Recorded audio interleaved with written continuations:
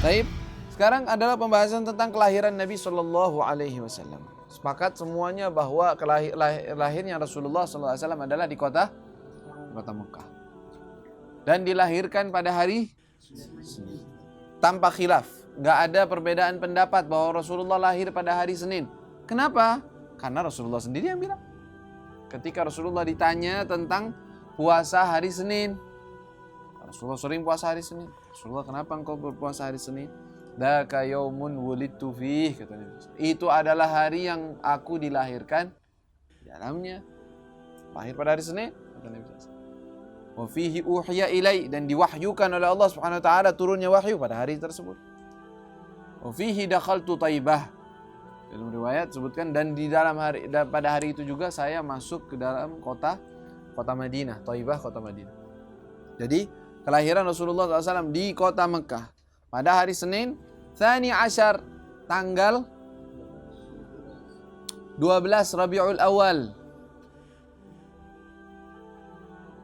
Kalau nggak salah tahun Masehinya 571, kalau nggak salah. Anda lupa pakai. Nanti aja tulisnya. Anda lupa. Ya, Tsani Asyar, tanggal 12 Rabiul Awal. Alal masyhur. Ini pendapat yang paling masyhur, terkenal. Tapi banyak pendapat lain. Ada yang mengatakan tanggal 2 Rabiul Awal. Ada yang mengatakan tanggal 9. Ada yang mengatakan tanggal 10. Banyak perbedaan pendapat. Tapi kebanyakan pendapat tersebut tidak sampai melewati 12 Rabiul Awal. Dan sebagian orang-orang min ahlil hisab, yang pandai dalam hisab, perhitungan tahun, dia menyatakan bahwa kelahiran Nabi SAW pada hari Senin tanggal 9 Rabiul Awal. Ada yang mengatakan begitu, 9 Rabiul Awal. Tetapi yang masyhur adalah 12 Rabiul Awal. Dan nggak masalah. Oh, ente kan ngerayainnya tanggal 12, sedangkan belum pasti Rasulullah lahir tanggal 12. Nggak masalah. Mau lahir tanggal 12, kita ngerayainnya hari 12. Mau hari setelahnya, sebelumnya, sesudahnya, nggak masalah. Kita kan seneng karena kelahirannya Nabi. Pasti lahir nggak? Kalau sudah cukup itu aja. Mau harinya pas atau tidak pas, nggak masalah kita. Tetapi kita biar sepakat. Enaknya apa? Paling sepakat, paling banyak dan paling masyhur adalah 12 Rabiul Awal, hari Senin. Amal fil, pada tahun gajah. Loh, kok dinamakan tahun fil sih? Amal fil. Kenapa bilangnya tahun gajah? Karena orang-orang Arab di zaman itu tidak memiliki patokan khusus dalam memberikan tahun. Kita sekarang ini mengetahui bahwa berada pada tahun 2017. Ada ujungnya apa? Masehi. Berarti 2017 itu bukan berarti tahunnya dunia ini, bukan. 2017 itu hanya berpatokan dengan Masehi. Maksudnya Masehi apa? Wiladatul Masih, maksudnya kelahirannya Nabi Isa. Karena orang-orang pengikutnya banyak, mereka menjadikan itu sebagai patokan tahun. Maksudnya untuk ini tahun sekian. Kalau nggak ada kan bingung, itu coba nggak ada. Caranya gimana kita tahu tahun? Makanya kalau kita lihat tahun Buddha beda lagi tahunnya. Karena mereka patokan awalnya beda. Tahunnya ini lain lagi. Ya. Tetapi tahun Masehi itu karena dipatok dengan kelahirannya Nabi Isa. Berarti sekarang kita ini 2017 tahun setelah kelahirannya Nabi Isa alaihissalam. Bukan dengan umur dunia, bukan. Umur dunia berapa? Allahu a'lam. Gak ada kepastian. Ada yang sekian, ada yang bilang sekian. Dan ketika itu orang-orang Arab selalu memberikan tarikh tahun dengan kejadian yang paling besar yang terjadi pada tahun itu. Ya. Jadi kalau kejadian apa? Oh, sel misalnya, terjadi banjir besar. Oh, ini tahun banjir waktu itu. Tahun ini. Nah, pada kelahiran Nabi terjadi kejadian besar, yaitu tepatnya 50 hari sebelum kelahiran Rasulullah sallallahu alaihi wasallam terjadi al-fil ini, kejadian al-fil. Alam tara kaifa fa'ala rabbuka bi ashabil fil wa lam yaj'al kaidahum fi tadlil.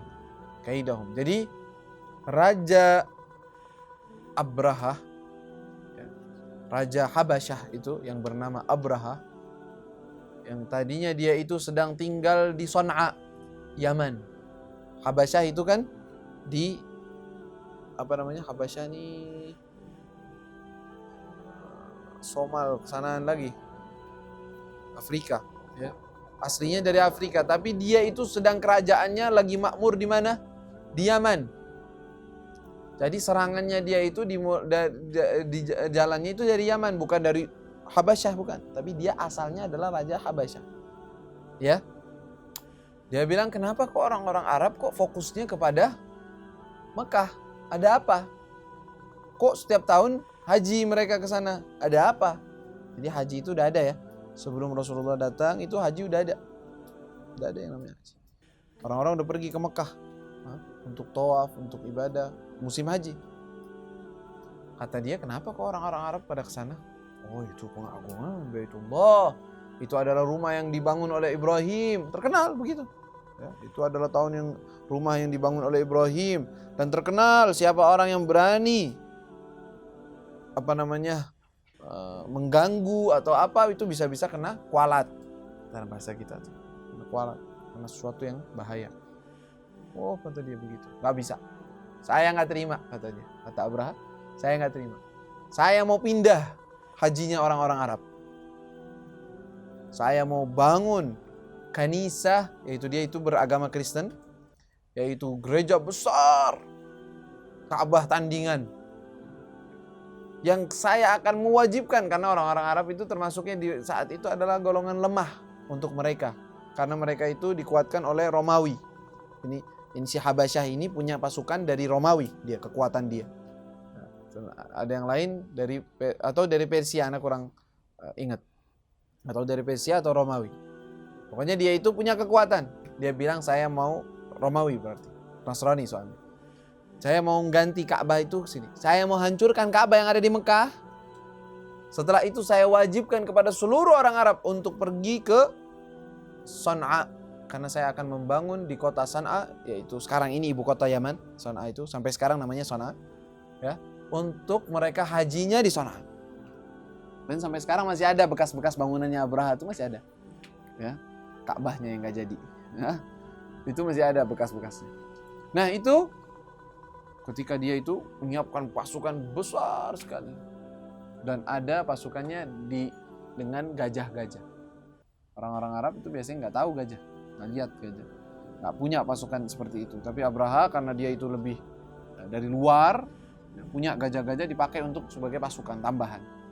Di depan aja gajah, nggak semuanya pasukannya pakai gajah. Datang ke Mekah, ada sebagian orang-orang Arab yang mau menghadang. Sikat langsung, pasukan besar, kuat, jalan terus sampai ke kota Mekah. Sebelum masuk kota Mekah, orang-orang yang ada di sekitar kota Mekah, yaitu Abdul Muttalib, pemimpin di situ waktu itu, kakeknya Rasulullah. Abdul Muttalib mengatakan, bermusyawarah, nih orang-orang mau datang nih, kita mau ngapain? Kita mau jaga. Ada yang sebagian, kita berperang, tumpah darah, nggak apa-apa. Kata Abdul Muttalib, iya tumpah darah, tapi kita nggak bakalan bisa ngalahin mereka ini. Mereka ini jaysh besar, pasukan yang banyak, nggak gampang ini kita habis. Bisa-bisa kita habis semua. Keturunan Arab bisa habis kalau kita perangi mereka. Terus gimana? Menurut pendapat ana, semua dari kita lari di atas gunung-gunung, ke atas gunung. Kita serahkan kepada Allah SWT, dan kita berdoa kepada Allah untuk Allah menjaga Ka'bah. Udah, itu sepakat tuh mereka. Jadi mereka kabur semua, keluar. Kenapa? Karena nggak bisa ini. Setelah itu, ketika Abraha dengan sombongnya datang ke situ, ya, ayo udah hancurkan. Itu fil sebelum masuk ke dalam batasan haram Makkah. Nah, ketika mau jalan nggak kuat, nggak berani, nunduk, itu filnya nggak bisa jalan. Mau diarahkan ke arah Mekah, nggak gerak sama sekali. Mau diarahkan ke pulang, bangun, pulang. Mau balik lagi ke sini, nggak mau, duduk. Hati-hati nih, ada sesuatu nih. Udah ada sesuatu yang bahaya. Udah kita serang, kita hancurkan. Belum sempat mereka menyerang kota Mekah, belum sempat menghancurkan Ka'bah, Allah utus tayran ababil. Burung-burung yang datang oleh Allah SWT datangkan dari mana? Gak ada yang tahu. Setiap burung membawa batu yang panas, seperti bara api. Dan dari di mulutnya dan di kedua kaki mereka dilemparkan. Semua pasukan itu yang sebanyak itu semuanya habis. Gila nggak? Kejadian luar biasa ini. Keramat besar ini. Perlindungan untuk kota Mekah. Menunjukkan bahwa kota ini kota agung. Walaupun di saat itu kota Mekah ada di sekelilingnya 300 lebih dari berhala. Tetapi yang namanya Ka'bah itu diagungkan oleh Allah Subhanahu wa taala. Ya. Jadi mereka mati semua. Habis. Faja'alahum ka'asfim ma'kul katanya. Dalam Al-Qur'an disebutkan dijadikan mereka itu bagaikan daun yang bolong-bolong digigitin oleh ulat. Daun kalau bolong gimana tuh? Dikatakan menembus dari ujung mereka sampai ke bawah. Mati semua habis pasukan. Kemenangan luar biasa, orang-orang semua tambah mengagungkan Ka'bah, tambah ini berarti tempat yang benar-benar harus kita jaga, dan ini adalah yang diagungkan oleh Allah Subhanahu wa taala karena dijaga langsung oleh Allah Subhanahu wa taala. Itu kejadiannya pada tahun sebelum kelahirannya Rasulullah 50 hari kira-kira. Sebelum kelahiran Nabi sallallahu alaihi wasallam. Itu ketika itu Sumia, makanya dinamakan di sini Sumia dinamakan tahun itu adalah tahun gajah karena itu tadi cerita tadi kita ceritakan widadatu jaishan ila Makkah lihadmil Ka'bah wa kana fihi filun azim, ada gajah yang besar di situ, fa ahlakallahul jaish, maka Allah hancurkan semua pasukan tersebut ikraman liwiladati Nabi SAW, sebagai pengagungan dan sebagai tanda sebelum kelahiran Rasulullah. Sebentar lagi nih, jadi bahan orang-orang yang lain terus kita tahu ini ada apa nih di sini. Ketika itu untuk munculnya Rasulullah SAW di tempat itu. Setelah itu Rasulullah SAW lahir, tentunya kelahiran Nabi SAW tidak sama dengan semua kelahiran. Kata Nabi SAW dalam kelahirannya beliau mengatakan, Ana da'watu Abi Ibrahim. Aku adalah berkat doanya ayahku Ibrahim. Wa bisyaratu akhi Isa, dan aku adalah kabar gembira dari saudaraku Isa. Jadi para nabi itu punya hubungan saudara dinamakan akhi. Menyebut kepada nabi yang lainnya akhi. Nabi SAW menyebutnya begitu. Dan aku adalah bisyara, kabar gembira dari saudaraku Isa, dan aku adalah ru'ya, dan aku adalah salah satu petandanya adalah suatu mimpi atau sesuatu yang dilihat oleh ibuku, kata Nabi SAW. Begitu juga para ibu-ibu para nabi, mereka semua lihat tanda bahwa anaknya itu adalah orang yang mulia. Wa inna ummi, kata Nabi, dan ibuku itu melihat ketika melahirkan aku Qusur Syam, semua yang ada istana-istana yang ada di negeri Syam, negeri Suria sana, ada istana-istana besar ikut Romawi, itu ibuku melihat ke sana gara-gara lahirnya Rasulullah sallallahu alaihi wasallam. Jadi tembus pandang. Ini cahayanya Nabi sallallahu alaihi wasallam. Berkat kelahirannya beliau bisa kelihatan semua. Nah, ini petanda besar. Ini anaknya bukan sembarangan. Wa kadzalika ummahatul anbiya yarain, kata Nabi sallallahu alaihi wasallam. Begitu juga ibu-ibu para nabi melihat tanda-tandanya.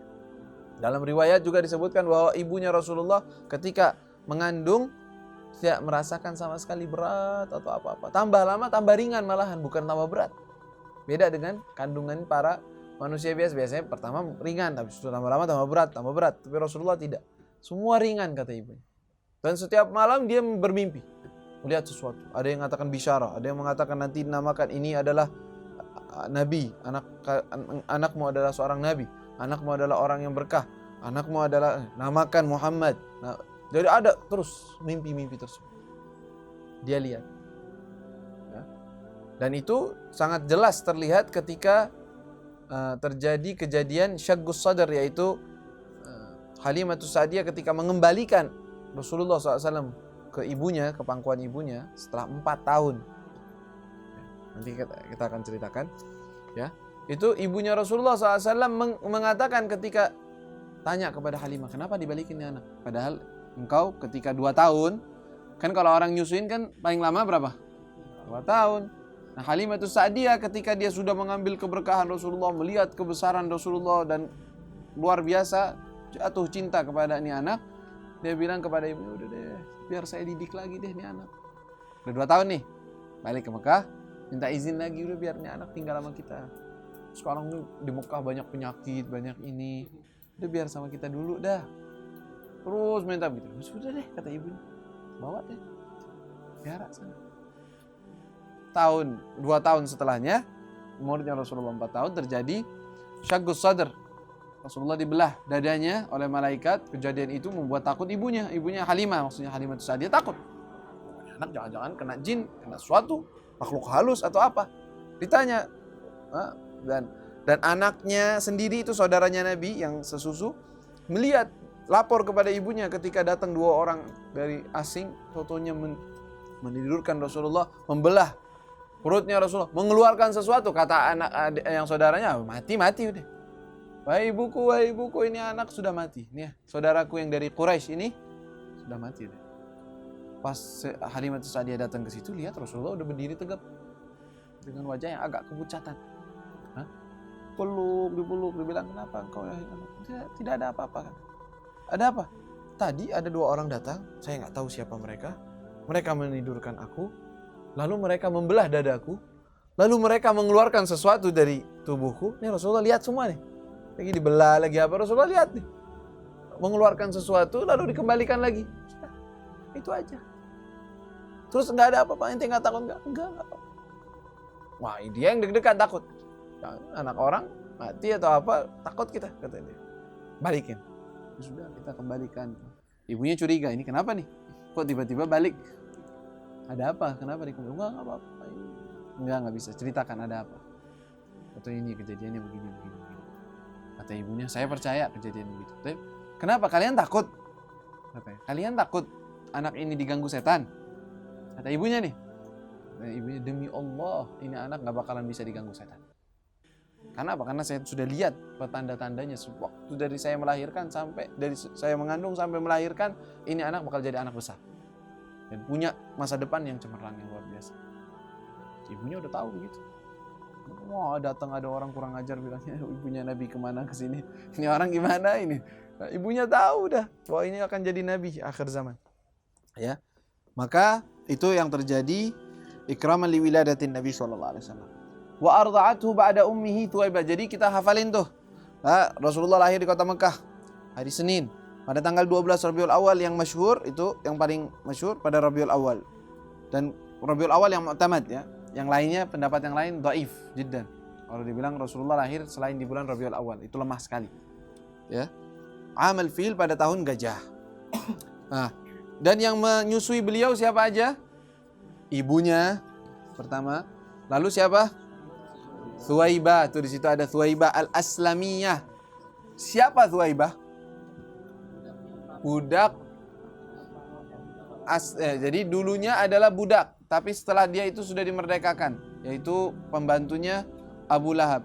Thuwaibah ini dimerdekakan oleh Abu Lahab ketika dia mendengar kelahirannya Rasulullah SAW. Jadi Thuwaibah, karena mereka sangat sayang kepada Abdullah, mereka semua suka kepada Abdullah, saudara mereka yang muda. Setelah ketika didengar bahwa meninggal Abdullah, mereka sedih semua dan menunggu nih yang di dalam kandungannya siapa nih, laki perempuan nih. Kalau laki kan penerus gitu. Ternyata ketika lahir dan laki anaknya, Thuwaibah segera datang kepada Abu Lahab mengatakan, nih ponakanmu lahir dan dia adalah anak laki. Ketika tahu anaknya, ponakannya adalah laki-laki, saking senangnya dia, udah, itu merdeka. Nah, engkau dimerdekakan, yaitu Thuwaibah. Itu Thuwaibah dimerdekakan. Khadimatu. Lalu setelah itu siapa yang menyusuinya? Halimatus Sa'diyah. Sampai kapan disusui dan dipelihara oleh Halimah? Tentunya disusui 2 tahun, nggak mungkin lebih. Tetapi dipelihara oleh Halimatus Sa'diyah sampai umur 4 tahun. Ya. Dan dalam kejadiannya juga unik, luar biasa. Halimatus Sa'diyah beruntung, tetapi dalam gambaran kesusahan.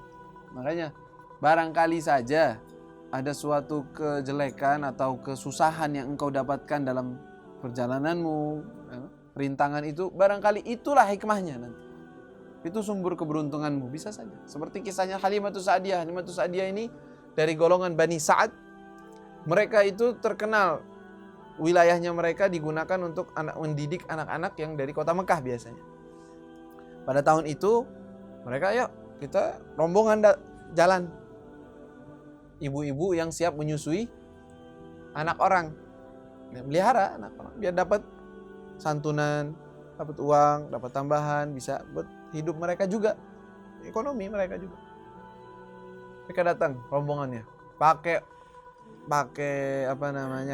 keledainya udah tua, bawa onta buat makan onta, minum susunya biasanya, ontanya juga udah taban, capek, musim gak hujan, kemarau, wah lagi susah. Maka dalam perjalanan paling ketinggalan Halimah. Mereka semua udah sampai kota Mekah, rombongannya. Udah pada ngambil anak orang, udah dapat ini. Halimah Sa'diyah sendirian. Datang telat, nyampe kota Mekah. Suami ayo cari, coba tanya-tanya di sini siapa yang punya anak yang mau disusui, pelihara. Cari udah semua, nggak ada semua udah. Tinggal satu tuh anak. Siapa? Ada, tapi anak yatim. Loh, anak yatim? Iya, nah kan kita nyari kebaikan dari ayahnya. Kita melihara anak itu untuk apa? Menutup kebutuhan kita. Kalau ayahnya nggak ada, nanti kita terantar dong. Pelihara anak. Katanya kata Halimah, saya nggak mau kembali, nggak bawa apa-apa. Harus, walaupun anak yatim nggak apa-apa. Saya malu. Jalan jauh dan kita begini terus pulang kita nggak bawa apa, nggak bisa. Yaudah kita lihat aja tuh anak. Jadi mereka semua memang dengar yatim udah nggak mau itu. Semua cari yang lain. Memang jatahnya Halimah saja. Allah yang pilih. Yaudah kita datang ke situ. Datang. Kamu lihat dulu, dah barangkali ada berkahnya nih anak dapat bawa rezeki. Ditutupi dengan kain hijau. Rasulullah SAW ketika itu Rasulullah sedang tidur katanya. Dalam riwayat suatu kitab maulid sebut ketika dia mau mengangkat, Rasulullah membuka matanya yang masih bayi, ya, keluar cahaya terang benderang dari wajahnya Rasul. Diangkatnya anak. Subhanallah, ini anak luar biasa kok begini. Nah, ini tadinya tempat susunya nggak ada susu, kering karena belum makan. Otomatis namanya perempuan kalau dia sedang menyusui belum makan, kurang istirahat, susunya sedikit, tidak ada. Ketika dia menggendong Rasulullah SAW langsung penuh dua-duanya susu. Disusui Rasulullah dari sisi kanan. Setelah selesai disusu dari sisi kanan, mau dipindah ke kiri, nggak mau Rasul. Buat saudaranya tuh yang susu juga. Setiap disusui begitu. Yang kanan mau, yang kiri nggak. Udah. Buat satunya. Jatahnya bagi-bagi. Adil dari kecil. Katanya ditunjukin ke suaminya, nih anaknya itu begini. Masya Allah. Kita bawa nih anak. Mudah-mudahan ini bawa kita berkah. Dan ini sudah kelihatan tuh berkahnya dari pertama gendong kita bawa. Tadinya si himar atau apa namanya tuh, keledainya itu loyo. Pas dinaiki oleh Halimah dengan membawa Rasulullah, jadi seger. Larinya kencang jalannya. Sampai ngejar rombongan dia yang udah pada balik. Sampai dikejar. Masya Allah, Halimah ini dari mana? Nanti beli lagi. Nah, baru ini kendaraannya. Yang dulu kita lihat tuh Masya Allah taban udah ketinggalan. Enggak, ini dia. Tapi ini kayaknya ada berkahnya. Ya, anak yang kita bawa. Ontanya waktu itu nggak ada susu di onta juga. Ontanya yang mereka mau minum susu dari onta biasanya mereka. Nggak ada susunya. Di malam itu ketika mereka membawa Rasulullah, penuh susunya. Mereka minum, kenyang. Katanya nggak ada malam yang paling enak seperti malam itu katanya. Minum semuanya kita kenyang. Malam itu tidur dengan nyenyak dengan membawa Rasulullah SAW. Lalu dibawa Rasulullah ke Bani Sa'd dan terjadi keajaiban. Kambingnya semuanya kenyang, gemuk-gemuk. Halimah, padahal musim kemarau, kering-kering. Sampai orang-orang bilang, yang ngangon kambing itu ikutin kambingnya biar bareng sama kambingnya Halimah. Biar gemuk-gemuk juga kita kambingnya. Kok kambingnya dia gemuk, kita pada kurus-kurus semua. Mana berkahnya Rasul SAW. Ya. Coba. Saya Halimah Sa'diyah mengatakan, kalau udah malam hari, kita kalau waktu ada bulan kan terang. Ya. Kalau kita kan sering awan gitu. Kalau negeri Arab biasanya jarang awan. Tidak begitu. Kalau bulan purnama terang udah. Nggak pakai lampu. Tapi kita juga kalau nggak ada bulan, kita nggak pernah pakai lampu di malam hari. Kenapa? Wajahnya Rasulullah udah nerangin rumah. Ini anak nih wajahnya ini terang, rumah kerasa terang aja, bisa kelihatan. Bagaikan terangnya rembulan. Sallallahu alaihi wasallam. Keajaiban luar biasa. Beliau tumbuh besar tidak sama seperti tumbuhnya anak-anak yang lainnya. Beberapa hari, beberapa minggu Rasulullah sudah bisa mengucapkan beberapa ucapan. Berjalan sebelumnya anak yang normalnya jalan. Sudah faham, mengerti sebelum di bawah usia beliau sallallahu alaihi wasallam. Ya. Itu kejadian seperti itu sampai 4 tahun. Bersama Halimatus Sa'diyah, setelah 2 tahun selesai dia kembalikan ke ibunya pertama, lalu meminta izin dikembalikan lagi, dipelihara lagi 2 tahun, dikembalikan setelah kejadian itu tinggal. Lalu setelah itu Rasulullah tinggal bersama ibunya 2 tahun dan meninggal ibunya. Setelah meninggal ibunya dipelihara oleh kakeknya. Ya, nanti itu pembahasan kita selanjutnya. Hakadha. Sallallahu ala sayyidina Muhammad wa alihi wa sahbihi wasallam.